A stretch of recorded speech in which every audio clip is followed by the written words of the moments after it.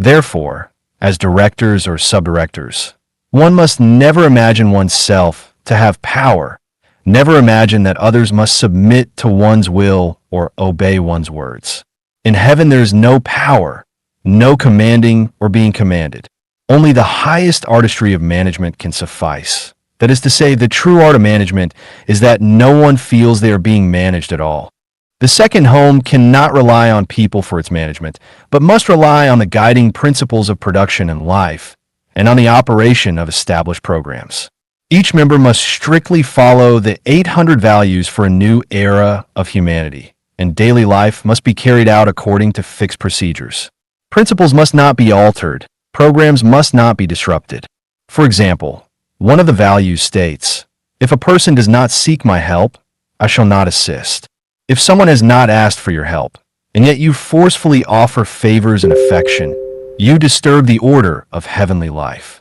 Likewise, if meals are scheduled at 9:30, but you arrive at 10 o'clock, you disrupt the program and bring endless trouble to the kitchen staff, which is an extreme form of disrespect to them. Only by relying on principles and programs can the second home endure and flourish.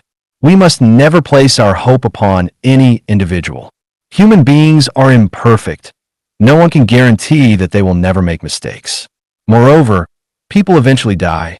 If everything depends on one person, then when that person dies, everything collapses like monkeys scattering when the tree falls. That is unacceptable. History proves that relying on individuals is unreliable. Once you worship someone, once you entrust your future and hopes to a so-called God, Buddha, immortal, saint, master, teacher, emperor, president, or leader, you are taking a great gamble, and tragedy is very likely to follow. This also means that even the guide of Lifechanyuan, is not to be relied upon. All Chanyuan celestials must gradually free themselves, in consciousness, from dependence on Siefeng. He should only be regarded as one member of the community with a different role, fully equal to everyone else. He has no right or qualification to impose his will on anyone, nor does he have the right or qualification to enjoy more resources or special treatment. In matters of food, clothing, housing, transportation, birth, aging, sickness, and death, he must be treated the same as everyone else. Only in this way can the second home truly become heaven on earth and remain everlasting. We must uphold the principles and programs of second home life, not uphold Siefeng the guide. In this way, as long as there remains even one Chanyuan celestial on earth, that person can continue the construction and development of the second home, ultimately leading humanity into the Lifechanyuan era and guiding humanity into heaven. In heaven, there is no self-interest. Every person living in the second home must achieve absolute selflessness. No one may own or possess anything, not even a partner in emotional or sexual life. One must never think, "This is mine," or "She belongs to me." Nothing belongs to you, not even yourself. Unless you reach the state of no self, selflessness, you cannot experience the highest realms of human life and existence. You cannot experience true heavenly life, and you cannot enter heaven. Anyone who wishes to live in the second home must consciously undertake a great purification of the soul.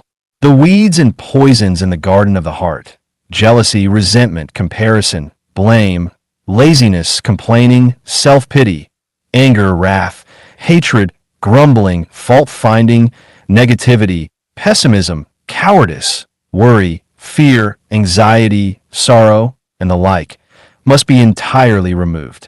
These negative emotions and states of mind only disfigure the soul, cloud awareness, diminish the quality of life, and block the path to heaven. When the heart is free of attachments, there is no fear. Without fear, there are no inverted illusions. Without inverted illusions, one can attain ultimate nirvana and reach heaven directly. But how can the heart be freed of attachments? Attachments arise because one still carries unpaid debts. Debts exert a gravitational pull. Whether the debts are material or emotional, as long as they remain unpaid, the universal gravity of life will inevitably bind the heart with attachments. Therefore, only by actively, willingly, and creatively dedicating oneself to others and to society, selflessly offering service and accumulating virtue, can one escape the entanglement of debt and attain the state of a heart free from attachments. Labor is the primary need of every member of the second home. Regardless of who you are, no matter how great your contributions or how high your wisdom, you must take part in labor.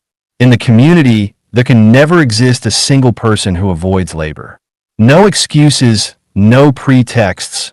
Attempting to stand above others, to give orders, and to shirk work is not acceptable.